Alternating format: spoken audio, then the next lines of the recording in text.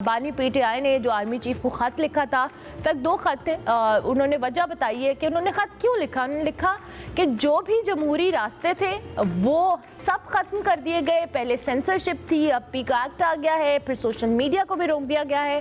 Parliament functional नहीं है, prime minister हो, प्रेसिडेंट हो, वज़रा हो, जाली हैं और पार्लियामेंट से कोई उम्मीद नहीं है। मुझे कोई उम्मीद नहीं थी कि हुकूमत जो है वो बातचीत करेगी, इसलिए उन्होंने 2 ख़त लिख दिए जिसका जवाब उनको नहीं आया। एक ख़त पे तो उन्होंने कह दिया कि जी हमें कोई ख़त नहीं मिला, वी आर लीस्ट इंटरेस्टेड अगर हमें मिल भी जाएगा।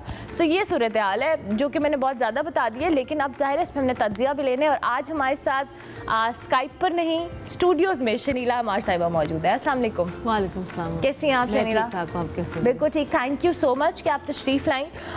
शनीला साहबा, सबसे पहले तो अदालती मामलात हैं, ज़ाहिर है बड़ा सेंसिटिव मामला होता है और उस पर हमें बड़ी भी एहतियात भी करनी पड़ती है। लेकिन ये मामला बहुत ज़्यादा कॉन्ट्रोवर्शियल इस तरह से भी हुआ कि हमने तकसीम बहुत बड़ी देखी है जिसमें वकला हों, जजेस हों। मैं चाहूँगी इस पर आप ज़रूर कमेंट करें।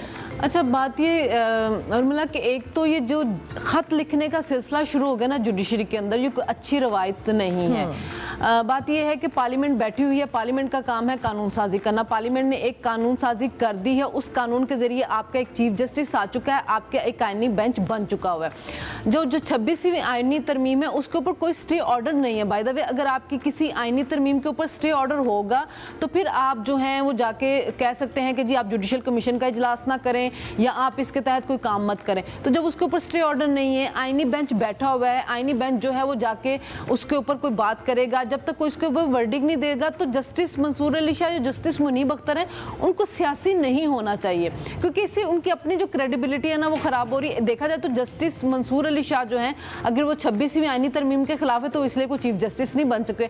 तो वो एक टिल्ट और एक चीज़ नज़र आ रही है, बाइसनेस, इस वजह से कि जी मुझे वो ओहदा नहीं मिला है। तो बेहतर यही था कि वो वेट कर लेते उस आइनी बेंच का। और अगर हम वकला की तरफ जाएं तो वो आपस में डिवाइडेड है। आज से पहले जो भी लॉयर की मूवमेंट चली है वो एक पेज पे होते हैं। ये फर्स्ट टाइम है कि कल जो आपकी इस्लामाबाद सुप्रीम कोर्ट थी बार उनकी, उसने कोयटा की जो थी, कराची की जो थी, उन्होंने अपने आप को टोटली डिस्टेंस किया इस स्ट्राइक से। तो उसकी वजह से जो लग रहा ये था कि एक पार्टी की वो स्ट्राइक बन के रह गई थी, वो वकला की हमें स्ट्राइक लग भी नहीं रही थी।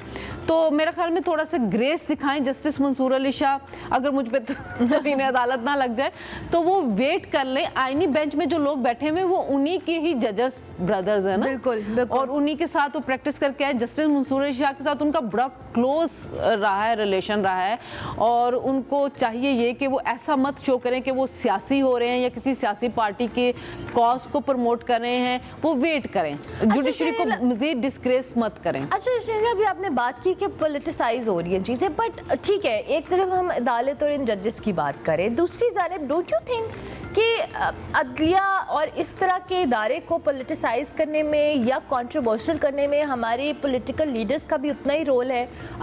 क्योंकि ज़ाहिर है हम देखते हैं कि एक स्पेसिफिक पार्टी एक स्पेसिफिक शख्सियत को लेकर बात भी करती है, फिर उनके आने से विलिंगनेस का भी इजहार करती है, कभी बहुत ज़्यादा डिसएग्री भी करती है, तो पॉलिटिसाइज तो कहीं ना कहीं वो भी हो जाता है। अच्छा, उसमें उसकी एक्चुअली वजह ये कि हमारी जुडिशरी की ना हिस्ट्री ऐसी रही है। हमारी जुडिशरी की वजह से हमने यहाँ पे बहुत से प्राइम मिनिस्टर्स को घर जाते देखा है, हमने प्राइम मिनिस्टर्स को फांसी चढ़ते देखा, इसी और इतने सालों के बाद जाके उसको अब इंसाफ मिला कि जी उसको फेयर ट्रायल नहीं मिला था।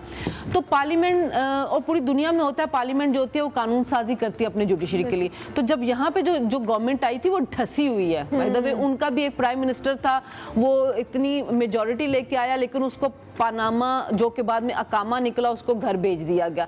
तो उन्होंने उनके लिए कानून साजी की है कि पार्लियामेंट अब चूज करेगी, और जो जुडिशल कमीशन बना है अगर देखा जाए तो उसमें सिर्फ गवर्नमेंट की अक्सरियत तो नहीं, उसमें तो लॉयर भी बैठे हुए हैं, उसमें तो ऑपोजिशन भी बैठी हुई है।